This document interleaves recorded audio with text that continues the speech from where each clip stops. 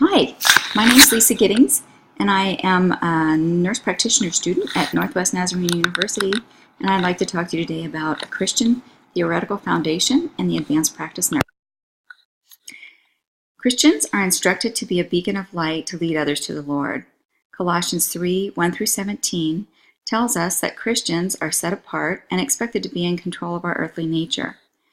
Our earthly nature is not necessarily one of care, but basically to do what we believe will make us happy. And those things often equate with idolatry, greed, impurity, lust. Our job is to be a living example of God's genuine love and care, which He's shown to us. As advanced practice nurses, we want to heal the sick whenever possible and bring comfort when it's not possible. That is the example He set for us. Christ taught us to share through caring. What does it mean to care in relationship? The Lord created us to all be different, but commands us to love one another as He has also loved us. We must provide the support and care that meets the needs of the patient. Understanding their needs within the framework of their culture, whether it be a religious culture, an ethnic culture, or maybe a culture of choice, or possibly homelessness or addiction, whatever their situation is, we must view their needs through their own eyes. We are taught that peace and harmony are created through genuine relationship with God, with self, others, and nature. This is the true essence of health and well-being. Jesus led by example, but more importantly, He asked that we do as He did, so that others might know Him more fully. Why is it important that nurses care for patients in both the seen and unseen environment? The seen environment encompasses all that can be felt through our senses. The environment not seen involves spiritual or environments that do not have consistent evidence of its existence, but acknowledged by mental awareness. God resides in the unseen environment and communicates with us through His Word and sometimes through our hunches, thoughts, and feelings. It is His communication to Christians that makes us a good fit for health care and to care for others. The unseen world also contains Satan and his influences. While he was once a powerful angel in heaven, his sin cost him a place beside the Lord. Now he lives among us in the unseen environment. He spreads deception to the world in the form of greed, lust, slothfulness, lack of hospitality, all of which impede spiritual health and wellness, as well as physical health and wellness. Christ uses us as salt and light to the world. Salt to slow down the process of rotting, and light to reveal problem areas and affect change. Why do we need shalom amidst suffering? Health can be defined in many different ways, but typically on a continuum or as an absence of illness or disease, depending on the context or the environment. Shalom in the Hebrew language means peace. Peace, defined in its simplest terms, is unity or balance. In healthcare, many theorists, like Newman, consider health a balance of the systems between external and internal factors. Levine's theory centers on conserving energies that create a reserve or balance for times of need. Nightingale theorized a relationship with the environment and its proper maintenance to maintain balance. Essentially, all nurse theorists have a common thread of balance creating peace or shalom. Christian nurse theorists understand that suffering is not caused primarily by sickness or poor health. It's most frequently caused by unpleasantness or a sense of impending doom, demise, or level of risk. This can be seen as a state of imbalance or a lack of unity. Wolterstorff describes shalom as the human being dwelling at peace in all his or her relationships with God, self, fellows, and nature. This can be generalized from health of the individual to mean health from a broader perspective, encompassing an organization, a community, a culture, and the world. The world needs health and healing for many reasons. The most significant reason is the departure or absence of the Lord from our lives by our own choice.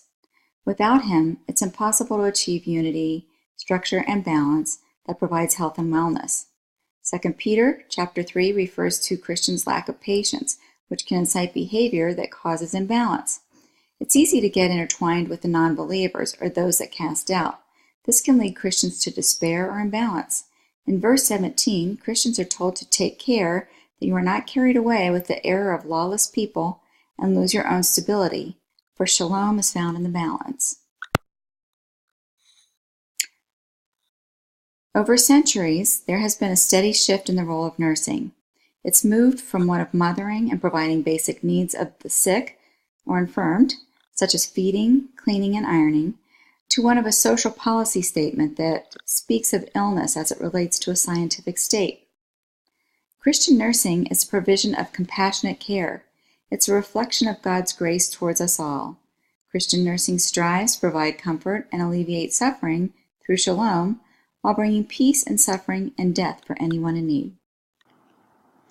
There are certain things that Christians in nursing have in common.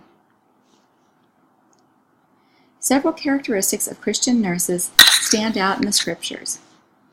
Nursing is a response to God's grace that flows from a dynamic personal relationship with God. It is a ministry of the church and functions in the context of the body of Christ. Nursing recognizes the role of sin in the world, and it seeks to restore justice and righteousness. It views the person as created in the image of God, and nursing works toward the goal of shalom as ultimate health. It is demonstrated in compassionate care that is characterized by the fruit of the spirits. These characteristics will help us both define nursing and to shape the future of nursing practice. We'll define Christian nursing as a ministry of compassionate care for the whole person in response to God's grace toward a sinful world, which aims to foster optimum health or shalom and bring comfort in suffering and death for anyone in need. Christ cared for the homeless, and therefore he led by example. Leviticus 25:35-36 tells us, "If your brother becomes poor and cannot maintain himself, you shall support him, as though he were a stranger and a sojourner, and he shall live with you. Take no interest from him or profit, but fear your God, that your brother may live beside you." Psalms 82:3 tells us, "Give justice to the weak and maintain the rights of the afflicted and the destitute." Some may question whether or not homelessness qualifies as a cultural entity, yet this isn't the question we need to ask ourselves. Homeless people have varying reasons for finding themselves without shelter. We're instructed through the Scriptures to care for them by devoting ourselves to a relationship of understanding, concern, and connection.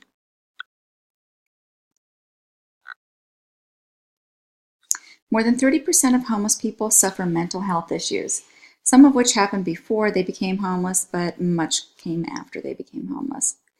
This can be due to fear, shortage of food and clothing, and chronic or sporadic exposure to the elements. Providing shalom and giving of our earthly goods is what the Lord expects from us as Christian nurse practitioners. Proverbs 21:13 tells us, "Whoever closes his ears to the cry of the poor will himself call out and not be answered." I want to share with you an example of Christian theoretical foundation in action. One day I was going to my eye doctor appointment, and I noticed this older homeless man. He had a relatively big jug with a bunch of duct tape around it and a handle fashioned out of the duct tape. It was about 18 inches high and 10 inches wide. And he carried it around by that, tape handle. His hair was matted with dirt and leaves, and I noticed he had glasses on, but it looked like the frames were maybe bent a little bit and he had no lenses in them, which gave him a kind of a frightening, crazy look about him. He was darting about in the street in a way that made me fearful and suspicious. I clung to the brick wall of the building, praying that I would get safely inside the doctor's office before he could catch up with me.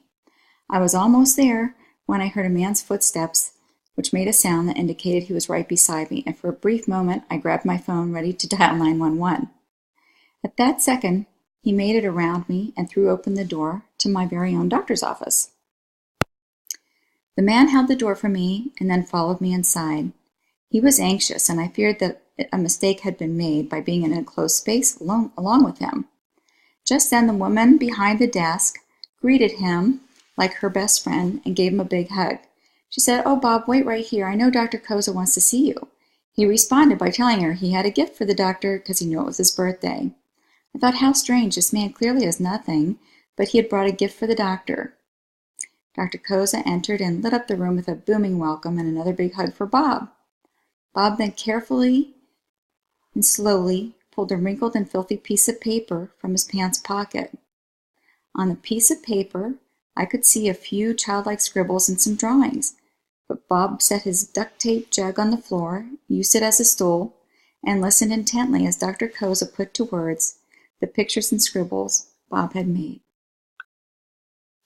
Dr. Koza told Bob this gift was his best ever.